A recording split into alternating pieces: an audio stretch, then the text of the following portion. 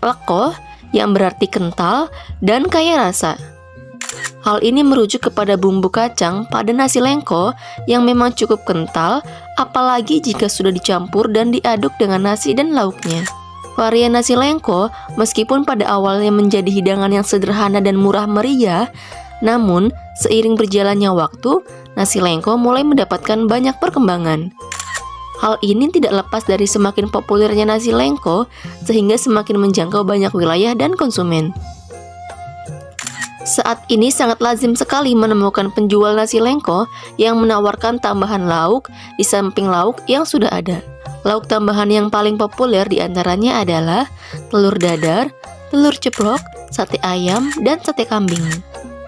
Selain itu, penyajian nasi lengko di beberapa wilayah juga mengalami sedikit modifikasi. Di Indramayu misalnya, nasi lengko disajikan tanpa menggunakan daun kucing.